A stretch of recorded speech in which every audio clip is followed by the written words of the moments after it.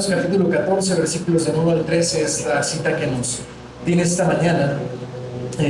Mientras yo me gusta, ¿no? Como siempre que leo la palabra del Señor y que preparo algún tema, me gusta intentar buscar un ejemplo, ¿no? De la vida cotidiana que se acople como a las realidades que vivimos.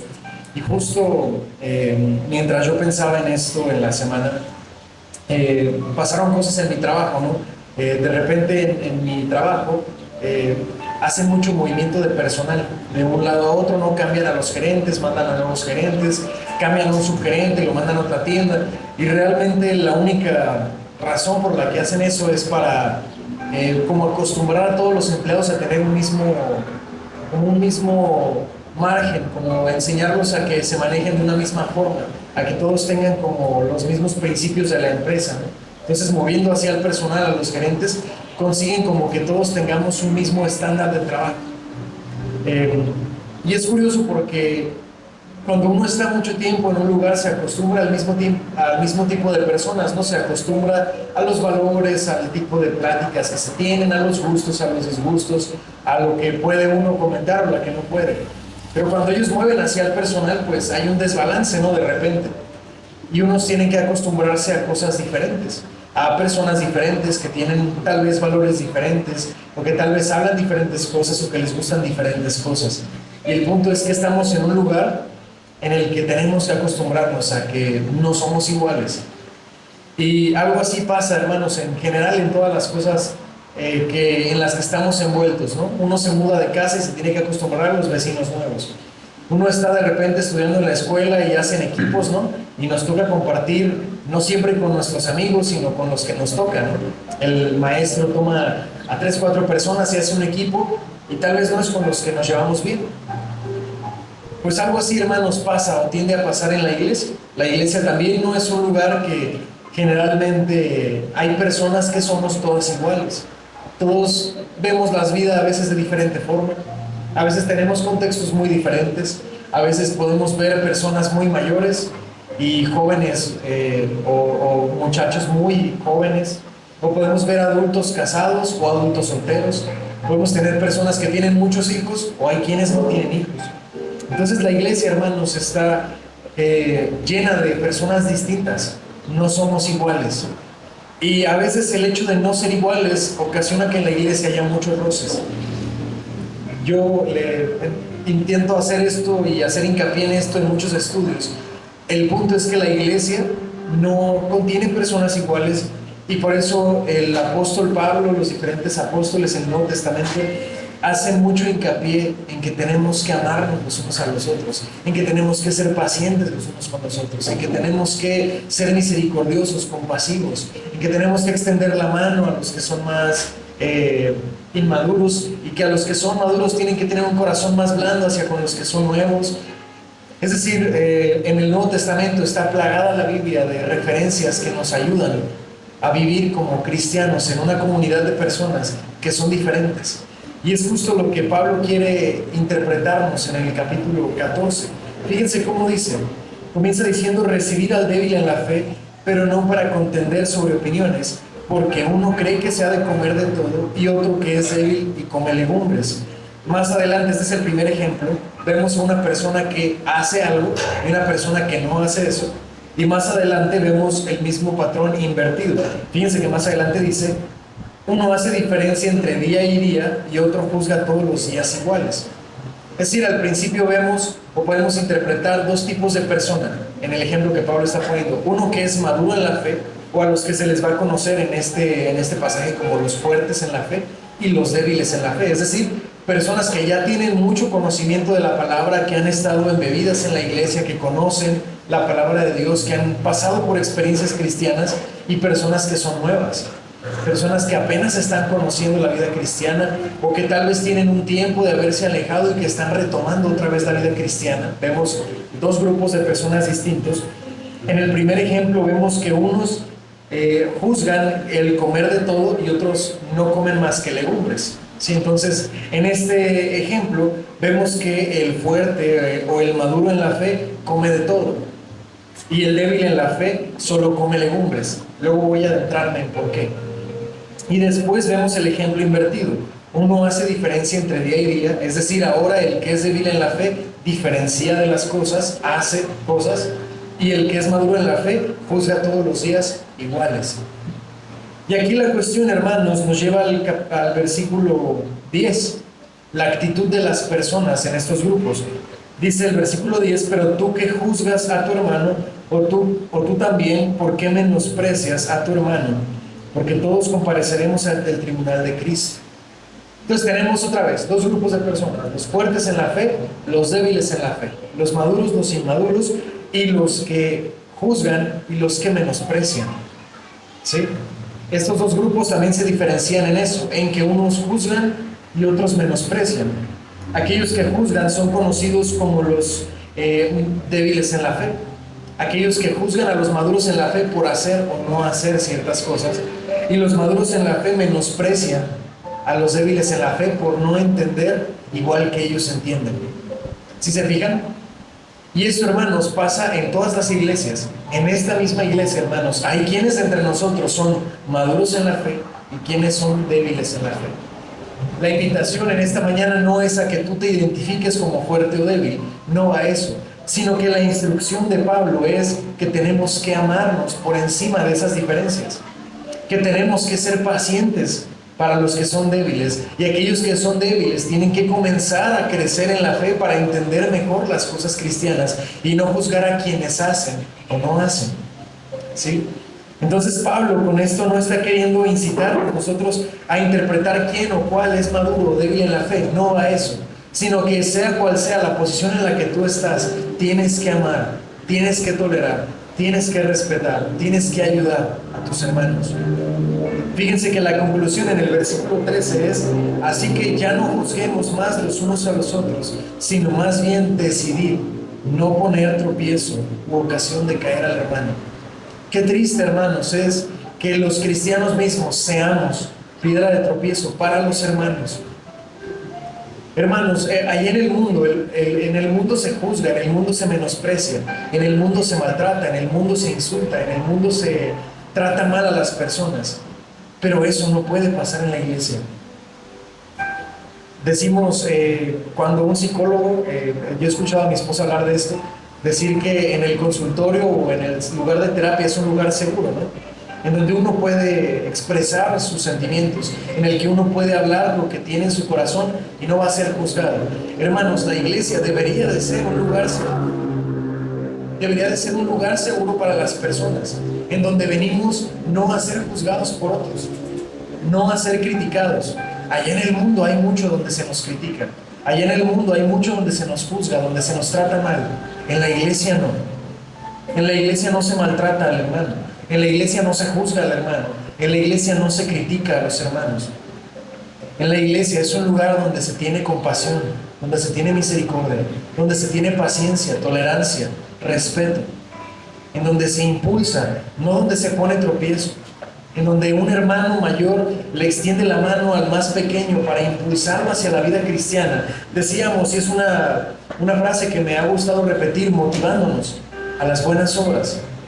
No motivándonos, o no desmotivándonos más bien, a las buenas obras, motivándonos unos a otros a las buenas obras. No se motiva al hermano juzgándolo, no se motiva al hermano criticándolo, no se motiva al hermano tratándolo con indiferencia. A los hermanos se les motiva en la exhortación, en el amor, en la compasión, en el interés. La iglesia, hermanos, es un lugar seguro, pero es un lugar en donde hay personas distintas, con contextos distintos, y tenemos que entender eso, que no todos vamos a pensar igual. Y justo Pablo lo que nos está narrando aquí no es que podemos pensar diferente en cuanto a la ley, y quiero hacer eso, y quiero remarcar eso, porque si no remarco eso, este es un tema peligroso. Pablo no está hablando aquí de las cuestiones de la ley moral de Dios. Sí identificamos cuál es la ley moral de Dios, los 10 mandamientos, los mismos que el Señor Jesús sintetizó en 2: ama a Dios por sobre todas las cosas y a tu prójimo como a ti mismo. Todo lo que engloba eso, hermanos, no está sujeto a discusión. Si tú eres un hermano y estás en la iglesia y robas, está mal, y te lo vamos a decir.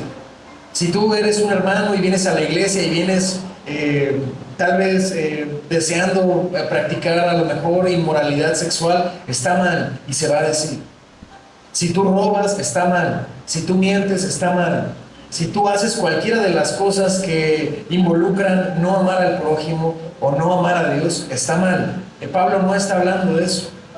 Cuando Pablo dice que en la iglesia no se juzga a estas personas, no está hablando de las personas que incumplen los 10 mandamientos.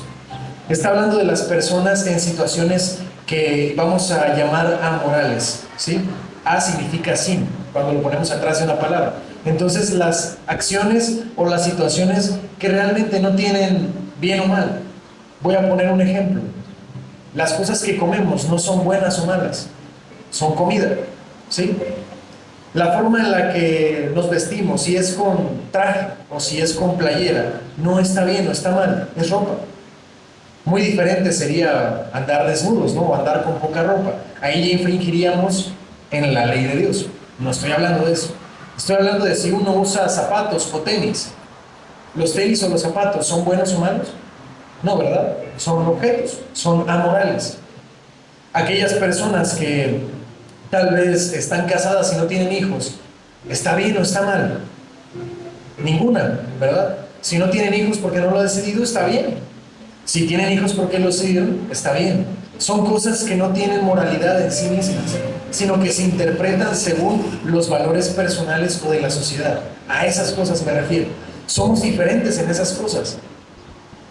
Yo recuerdo claramente cuando era más joven, no asistíamos a otra iglesia, que había personas que juzgaban a los que iban a la iglesia por la forma en la que vestían. Y hermanos, ese es un juicio que se extiende desde mis valores, no de los de la Biblia, desde los míos. Porque ¿quién juzga cuál está bien o mal vestido?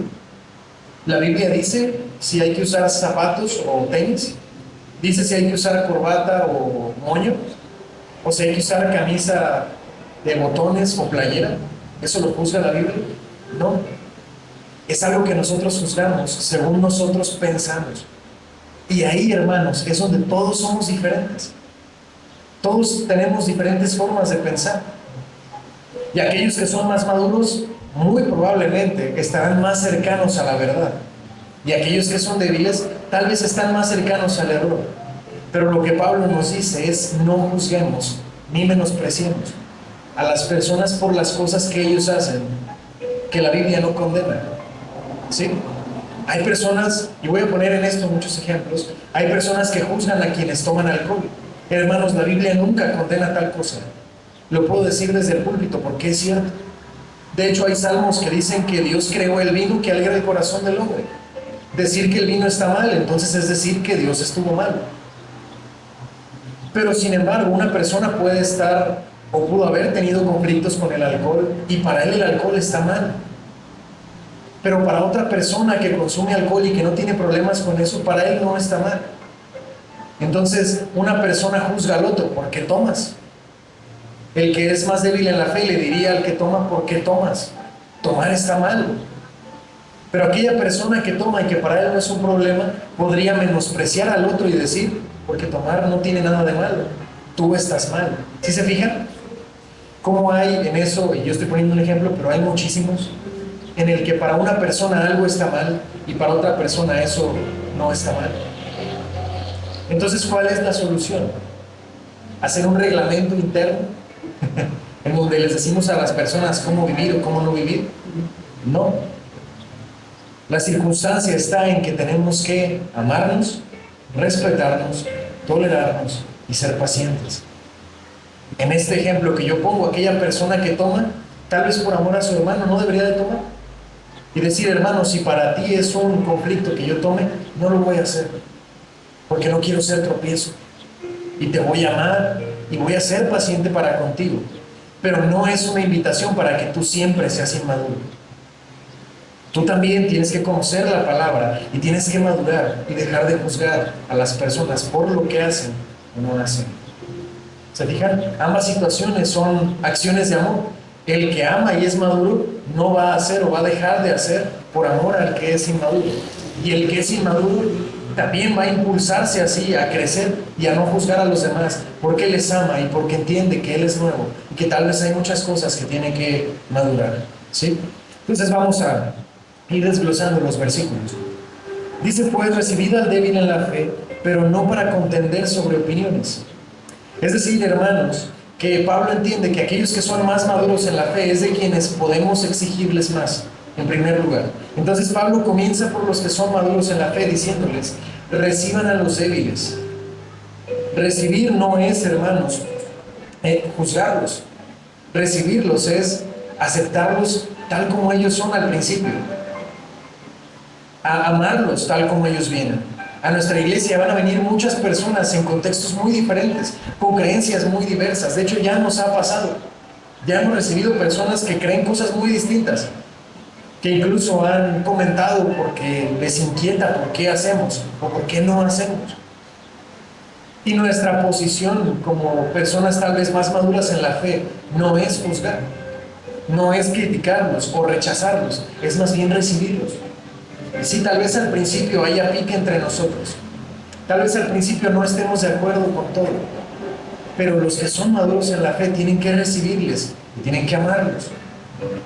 Por eso dicen, no para contender sobre opiniones, porque tal vez el que es maduro en la fe tiene los argumentos para sacarlo del error, pero sería entrar en debate, sería entrar en controversia, sería tal vez pelearnos, sería tal vez ahuyentarlo. Y no es esa la invitación de Pablo aquí. Si viene un hermano a la iglesia y dice, hermanos, yo no sé por qué no cantamos y bailamos y gritamos y por qué no hacemos esto, o por qué no lloramos cuando oramos, por qué no todos hablan al mismo tiempo. Nuestra actitud no sería decirle, porque eso está mal. Mira la Biblia, en este pasaje dice esto y por eso tú estás mal. Eso ahuyentaría al hermano, ¿verdad? Y tal vez él lo hace de corazón, él cree que está bien así. La invitación de Pablo no es entonces a que en una primera instancia busquemos a fuerzas sacarlo del error. Pablo dice, recíbelo, séle paciente. Tal vez al principio no esté de acuerdo contigo, pero tú más maduro en la fe, recíbelo así. Y extiéndele amor, tolerancia, misericordia. Y entonces, dice el versículo 2, dice, porque uno cree que se ha de comer de todo. Pablo está usando ejemplos, no solamente es esto, sino que usa un ejemplo. Porque uno cree que se ha de comer de todo, otro que es débil, come legumbres. En este ejemplo, Pablo está hablando, aunque no lo dice explícitamente, está hablando de personas que judaizan y personas que no judaizan. Aquellos que comían legumbres, hermanos, en el contexto histórico en el que estamos posicionados en Roma, era por esas personas que habían judaizado y que por lo tanto creían que comer de lo que comían los romanos era contaminarse. O sea, comer la carne que los romanos comían era contaminarse, y por eso ellos solamente comían legumbres. Vamos a ponernos en ese papel, vamos a ponernos en esos zapatos. Imagínense que nosotros, bueno, no tenemos que imaginar, no estamos aquí, somos gentiles en medio de un mundo que también no cree lo mismo que nosotros, ¿no? Entonces, los hermanos en Roma estaban envueltos en una sociedad pagana que comía de lo sacrificado a los ídolos. La carne que se podía conseguir a precio que las personas podían pagar era carne sacrificada a los ídolos. Es decir, una persona iba al altar de los dioses de los romanos, se sacrificaba a esos dioses, se obtenía la carne y luego había personas que vendían esa carne sacrificada a los ídolos.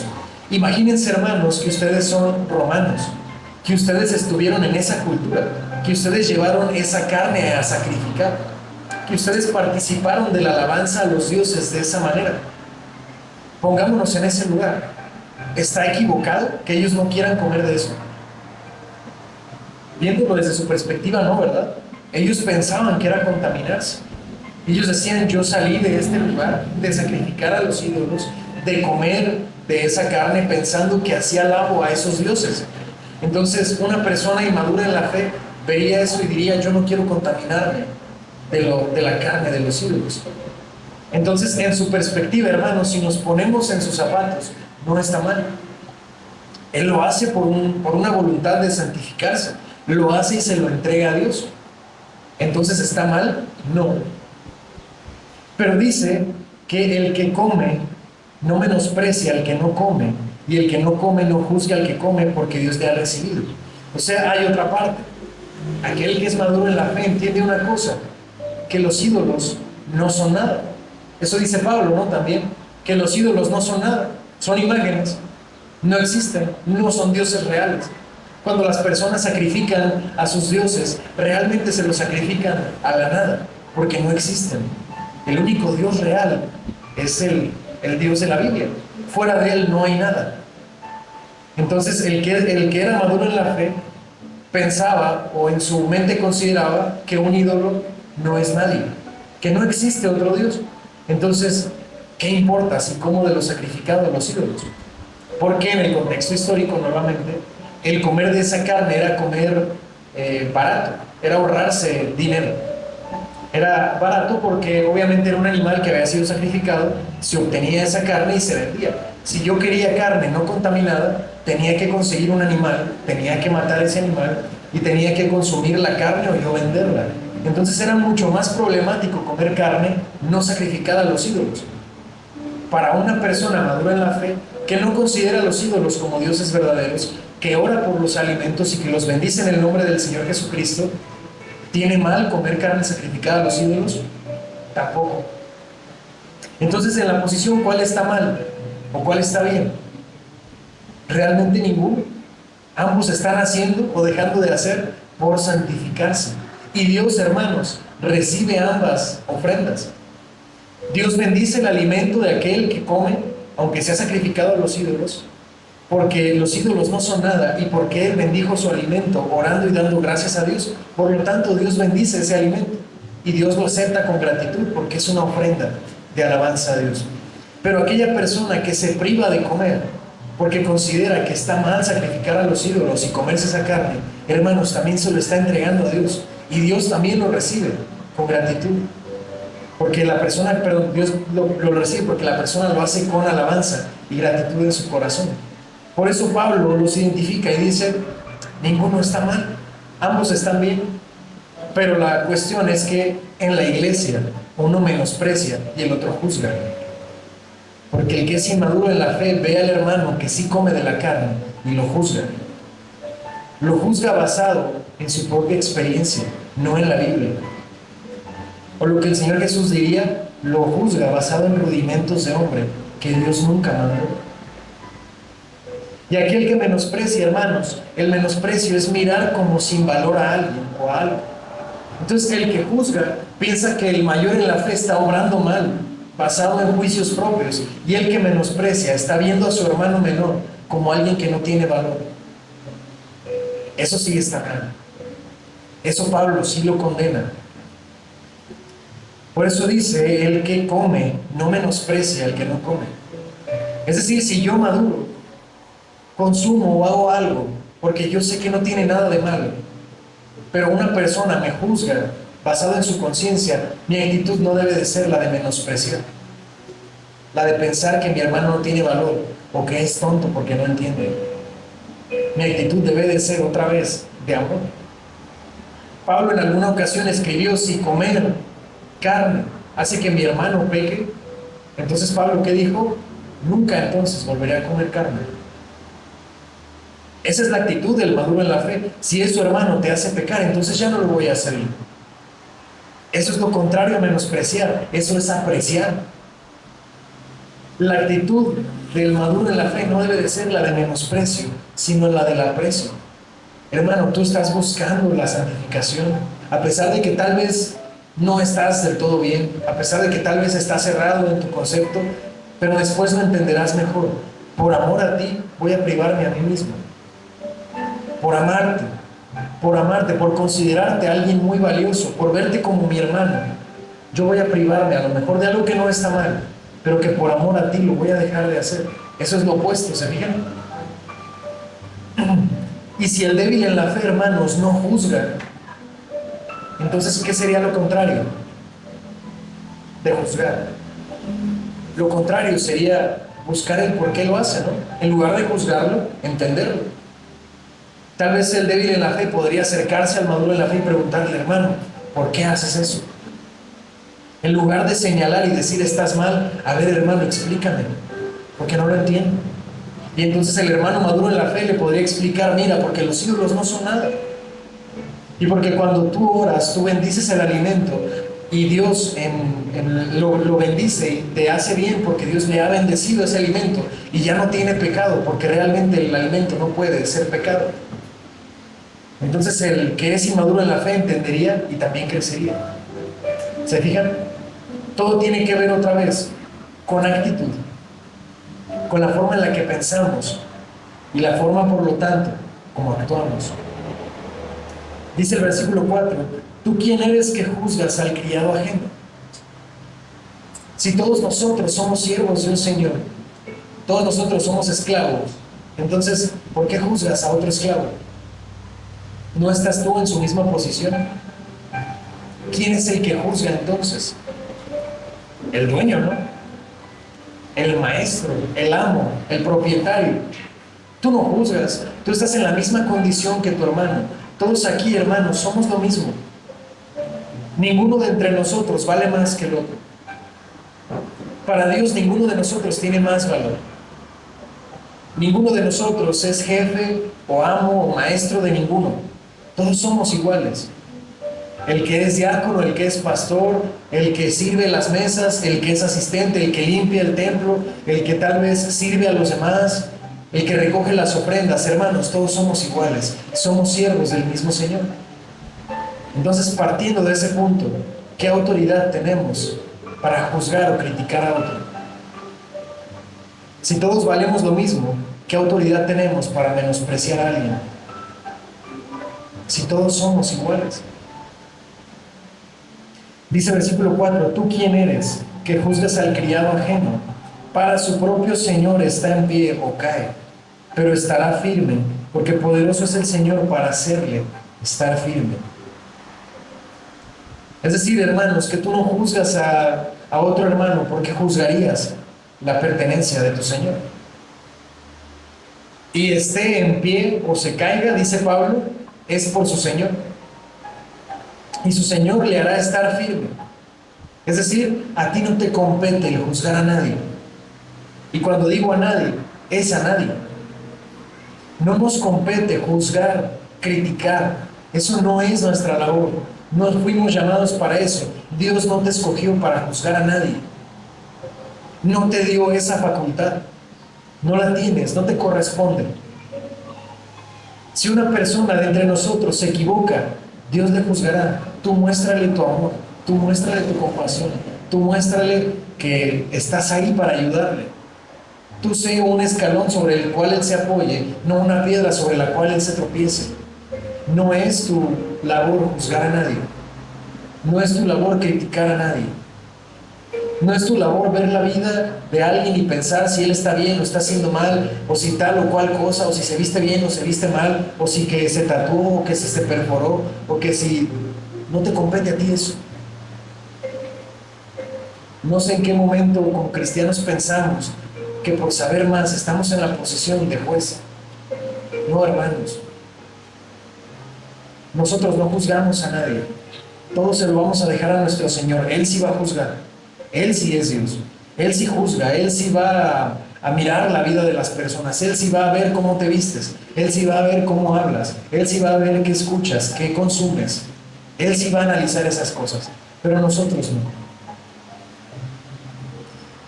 Dice el versículo 5. Uno hace diferencia entre día y día, otro juzga iguales todos los días.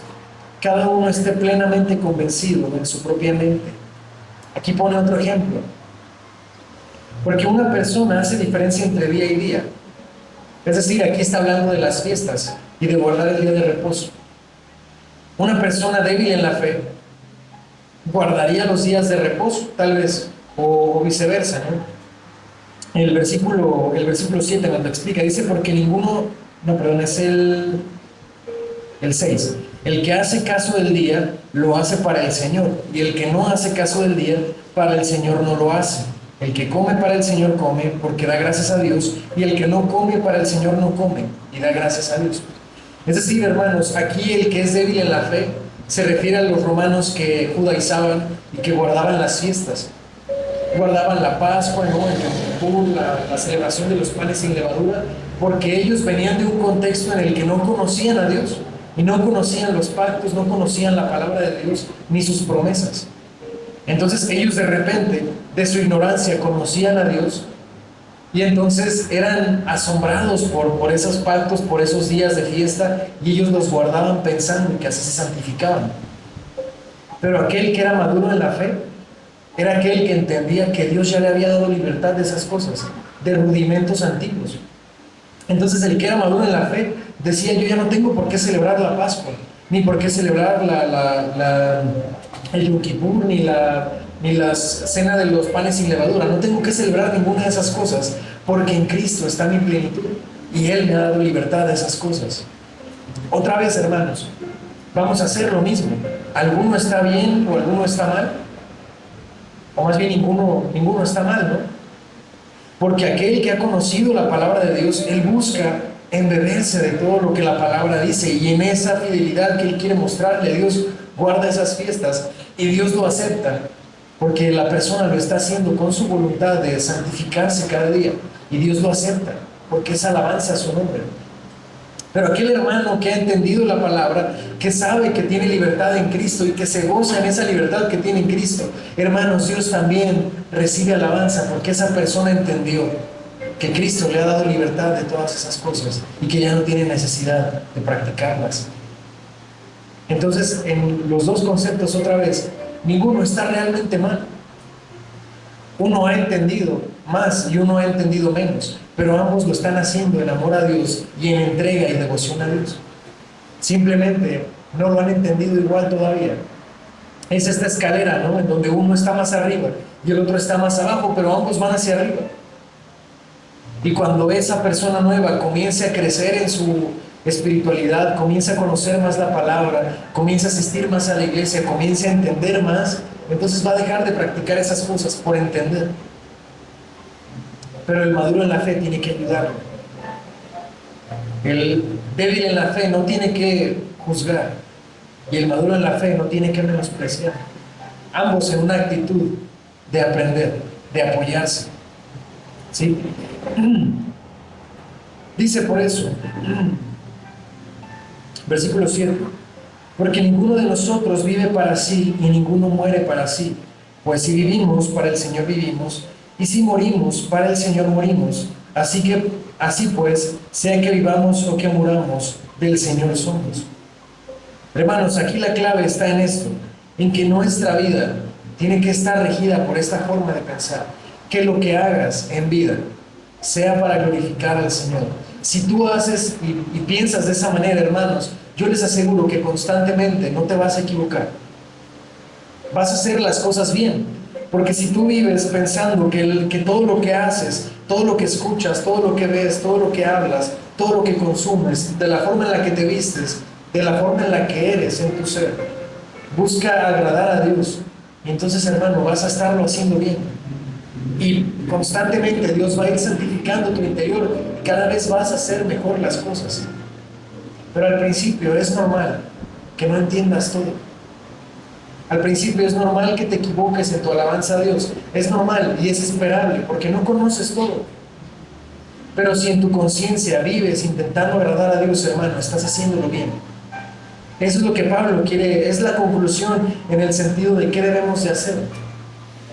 Una vez, hermanos, Lutero dijo esta frase, que no es prudente hacer caso omiso a la conciencia, que no es prudente para una persona no escuchar la conciencia, no hacer caso a la razón.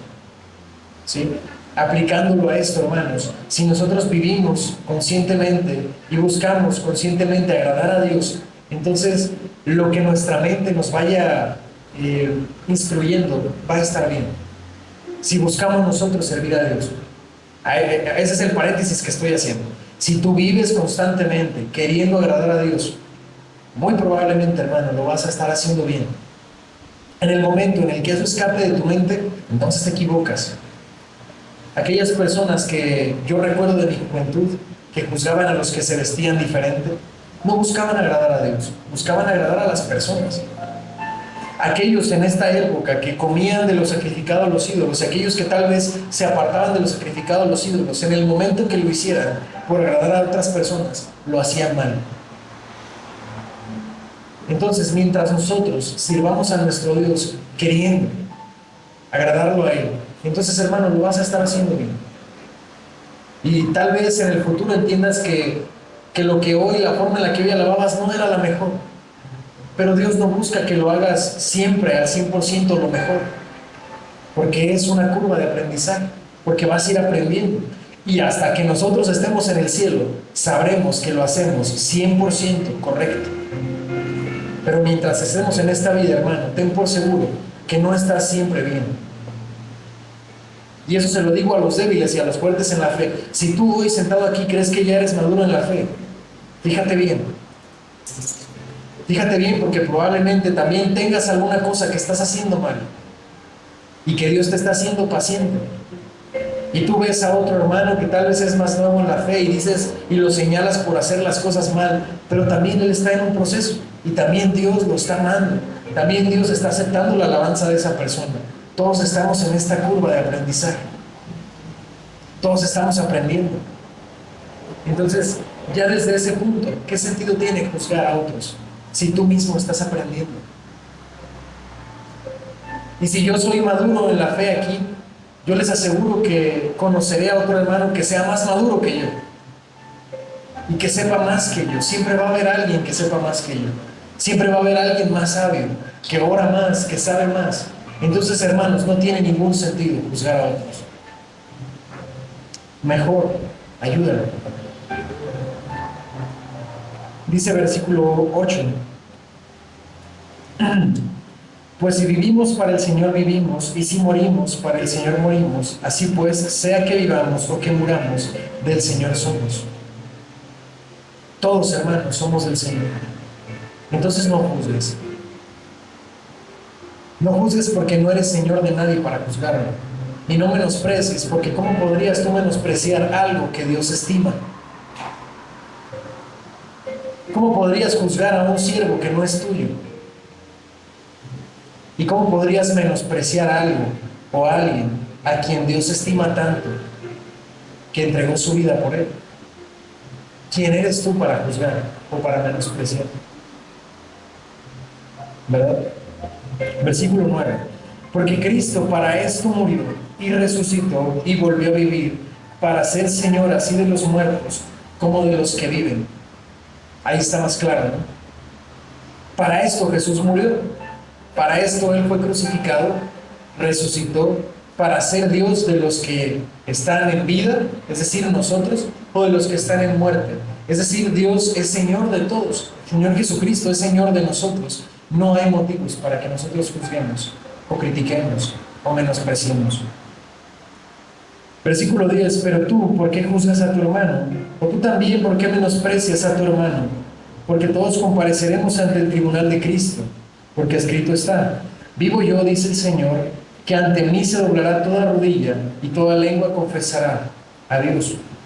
Es decir, hermanos, nosotros no somos los jueces, pues hay un juez. Ahí está la cuestión, ¿no?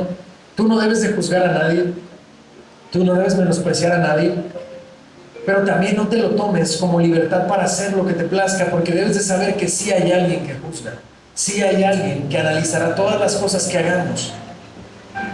Entonces vive con esa conciencia.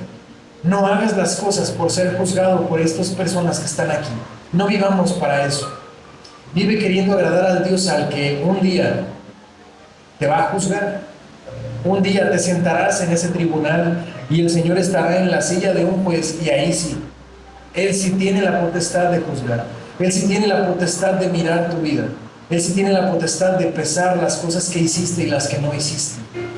Los que estamos en esta tierra no, pero hay un Dios que sí. Y no solamente tiene la potestad para hacerlo, hermanos, lo va a hacer. Esa fecha ya está puesta. Esa fecha ya está determinada. El Señor Jesucristo ya sabe que Él va a juzgar a las personas. Y todas las cosas se conocerán en ese día. La visión de Apocalipsis que tiene el apóstol Juan es de un Cristo sentado en un trono, sobre el cual se abren los libros, en los cuales, dice el apóstol Juan, están escritas todas las cosas. Y dice el apóstol Juan que las personas que venían ante ese Cristo eran juzgadas de acuerdo a las cosas que esos libros dicen. Si no me creen, es Apocalipsis capítulo 22. Apocalipsis capítulo 22 dice eso. Y Juan ve a un Cristo sentado en un trono y que le traen a él los libros y que él juzga a las personas en base a lo que los libros dicen. Hermanos, ese trono está puesto y sobre ese trono, hermanos, todos nosotros seremos juzgados. Entonces sí debes de vivir una vida que agrade a Dios. Sí debes de procurar cumplir con todo lo que la ley del Señor diga. Sí tienes que agradar a Dios. Sí tienes que amarlo sobre todas las cosas. Sí tienes que amar a tu prójimo como a ti mismo. Sí tienes que ser buena persona. Sí tienes que ser buen cristiano. Por eso digo que la predicación no se trata de que tú vivas en libertinaje y que nadie te tiene que juzgar. Estoy diciendo que nosotros no. Nosotros somos los que no juzgan. Nosotros somos los que apoyan. Pero tienes que saber que en esta vida se va a acabar y que entonces sí serás juzgado. ¿Sí? Voy a ya terminar con los últimos versículos. Dice versículo 12, de manera que cada uno de nosotros dará a Dios cuenta de sí. Pablo aquí nos lo dice. Los hermanos no te van a juzgar. Los hermanos no te tienen que menospreciar. La iglesia no tiene que vivir para criticar a otros, pero tiene que saber que Dios sí le va a juzgar. Que Dios sí va a venir a cuentas con él. Que sí te vas a sentar y va a Dios a hacer cuentas contigo y vamos a ver qué hiciste en tu vida. Sí va a pasar eso. Así que, dice el versículo 13, ya no nos juzguemos. Fíjense la forma que Pablo va a utilizar aquí.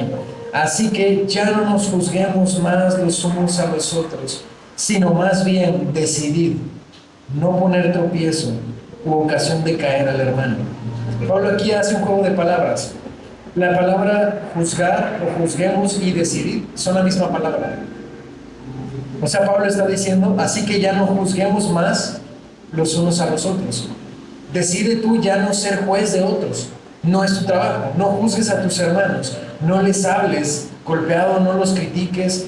No les hables con la intención de lastimarlos o humillarlos. No es tu trabajo hacer eso. No juzgues a otros. No ejerzas un juicio sobre la vida de aquellos que son tus hermanos. Dice entonces Pablo, sino más bien juzga, no ser tu tropiezo.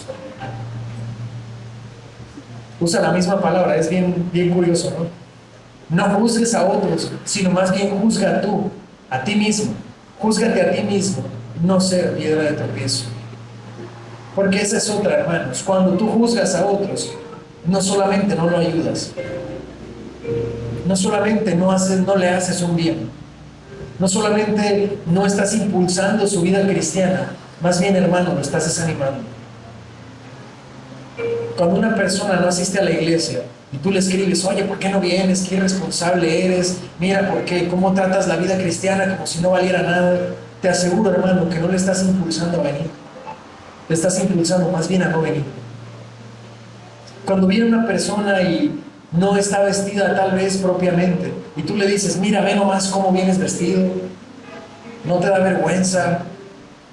¿Tú crees que una persona, es más, ponte tú en ese lugar, esa persona va a decir, qué padre ir a la iglesia, ya quiero que sea domingo para ir? No, hermano, más bien va a decir, no, pues es que voy y nomás me hablan mal, me critican, me ven, me juzgan. Entonces, cuando juzgamos, hermanos, no solamente no ayudamos, somos piedra de tropiezo. Podemos ser la causa de que un hermano no venga. Podemos ser la causa de que un hermano se aleje. Podemos ser la causa de que un hermano ya no quiera participar del servicio. Y eso, hermanos, sí es terrible. Qué terrible, en lugar de ser una mano, un brazo sobre el cual el hermano se puede apoyar, seamos más bien la piedra sobre la cual él se sigue tropezando. Por eso dice Pablo, no juzgues a otros, sino más bien juzga tú mismo, no ser piedra de tropiezo y ocasión de caer para el hermano. Amén. Hermanos, entonces, como conclusión, la invitación que les hago esta mañana es a los que de entre nosotros Tal vez hemos tenido esta actitud de juzgar o de menospreciar, hermano. Es un buen momento para que te arrepientas. Si lo has hecho últimamente, o has tratado mal al hermano, o le has hablado mal al hermano, acércate y pídele perdón. Yo repito, este es un lugar seguro. Quiero que lo veamos así. Es un lugar donde no se juzga. Es un lugar donde no se critica. Es un lugar donde no se va a tratar mal.